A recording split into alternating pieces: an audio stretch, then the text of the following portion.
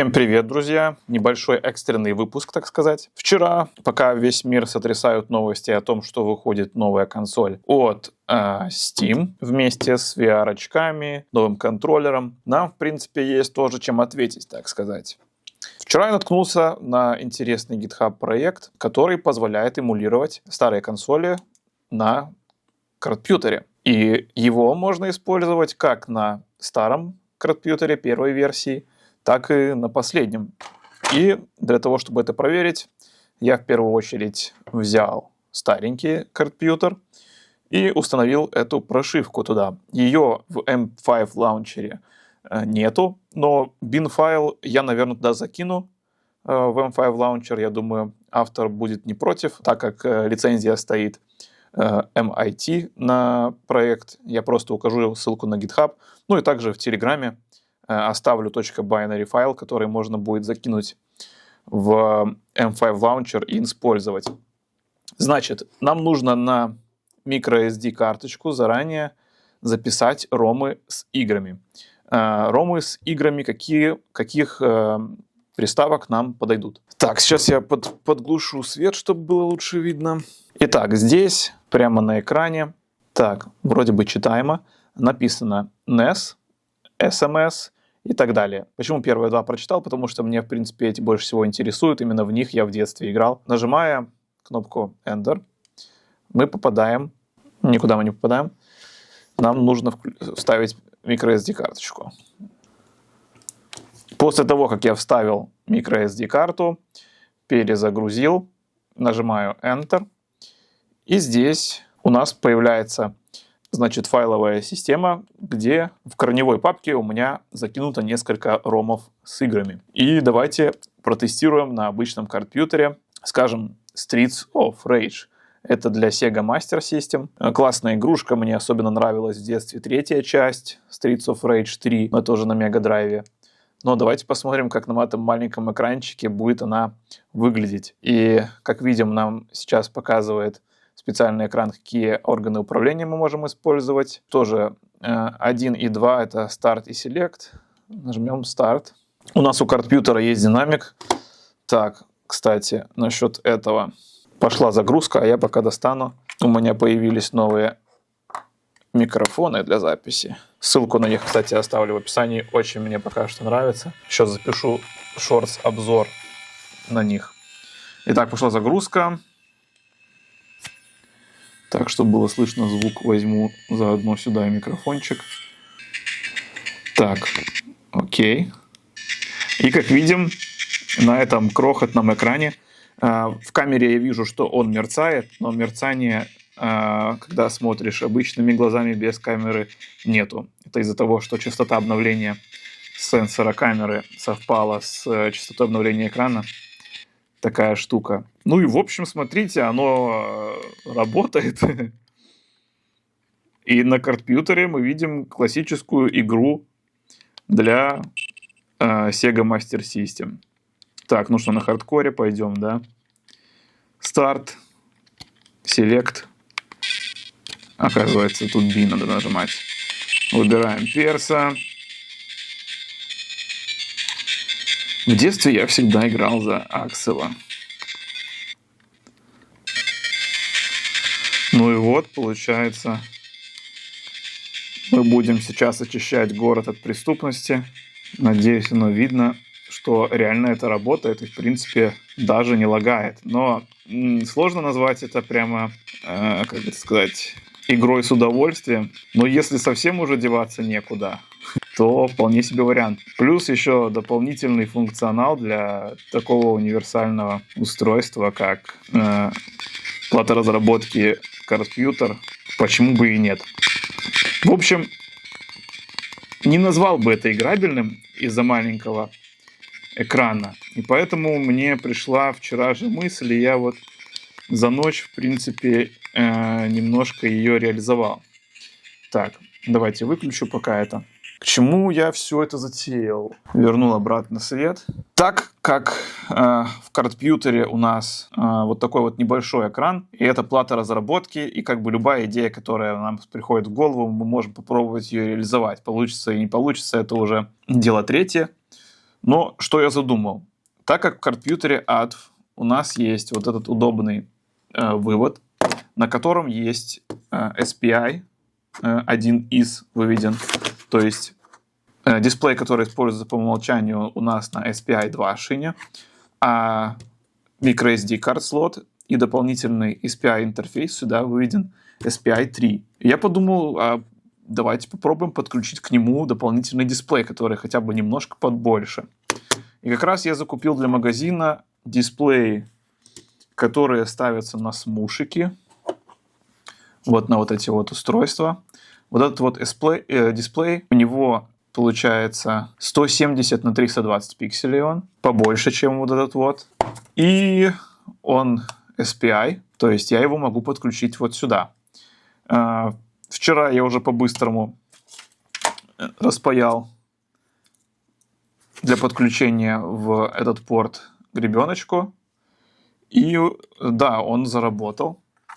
И дальше пошла уже техношиза, и подумал, что нужно сделать для него какой-то небольшой холдер, чтобы это было все удобно вообще выглядело. В итоге получился вот такой вот паучок, который фиксируется здесь, оставляя нам органы управления. И спустя еще пару-тройку попыток получилась еще и рамка. Как раз она сейчас напечаталась пару минут назад, которая будет у нас держать дисплей. И все это у нас превратится вообще в некую Nintendo DS подобную систему с двумя экранами. По крайней мере, задумка такая.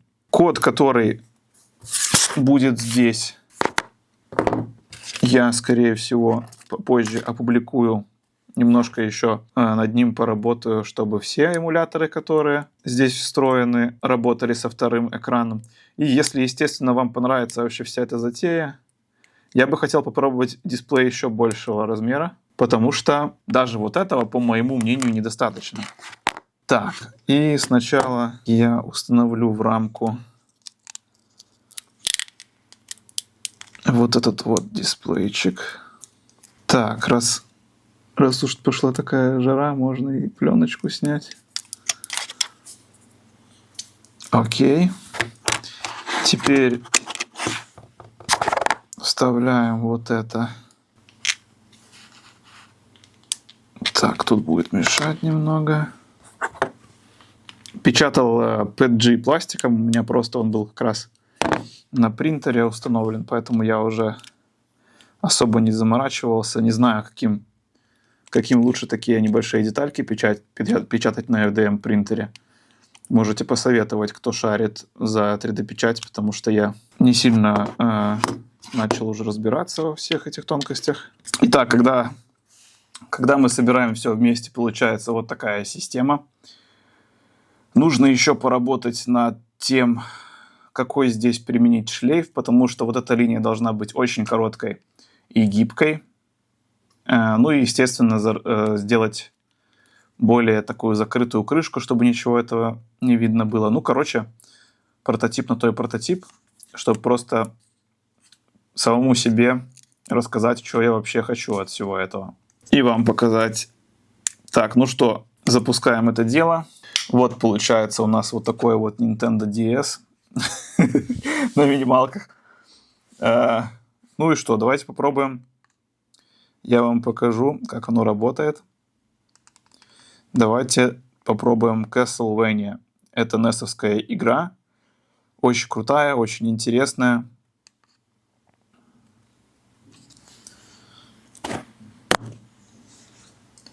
И уже вот с таким вот дисплеем чуть побольше получается не так уж и ужасно.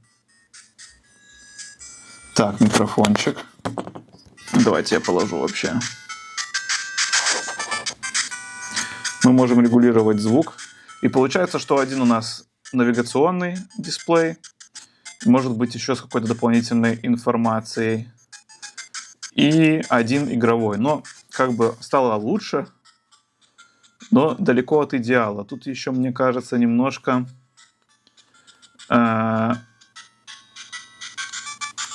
не совпадает размер изображения. То есть не то, что размер, а пропорции.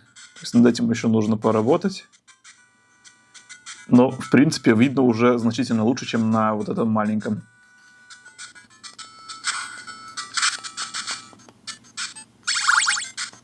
Так, мы можем сделать звук побольше.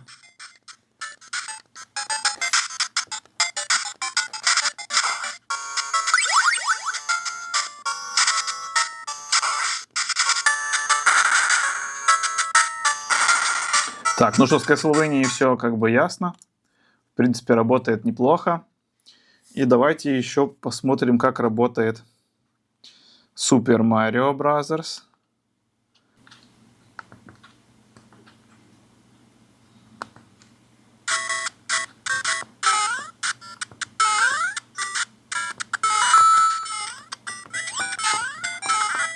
Блин, ну вот здесь уже на этом дисплее хоть немного играбельно, да и то, честно говоря, я бы еще больше сделал дисплей. Но не знаю, получится ли применить дополнительные оптимизации, чтобы игра шла как в натуралку, так сказать. Потому что я чувствую, что немножко она подтормаживает. Но я еще не знаю, насколько можно сильно оптимизировать этот эмулятор под ESP32, чтобы она работала быстрее. То есть я пытался увеличить частоту SPI изначально, что помогло для дисплея, и меньше начал тормозить звук. Но там еще, я думаю, можно сделать какие-нибудь правки. Надеюсь, создатель проекта его не забросит. Ну, либо я разберусь, что можно еще для этого сделать, чтобы оно прям игралось очень хорошо. Потому что, мне кажется, очень крутой дополнительный функционал для компьютера. То, что можно поиграть в старые хиты.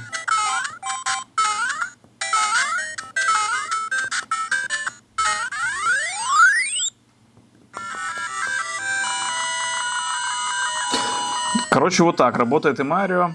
Но я сейчас вам покажу, что больше всего меня расстроило пока что. То, что моя самая-самая любимейшая игра — это Battletoads. У нее стартовые сцены работают очень клево, но потом, сейчас увидите, что происходит.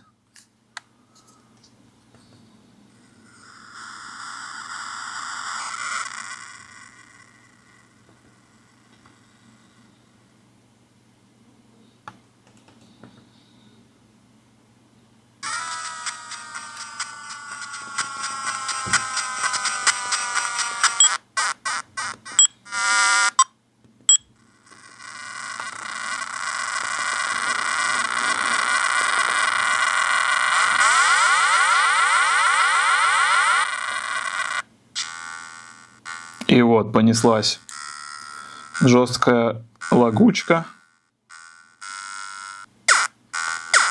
Как видим, задние спрайты вообще не показывает.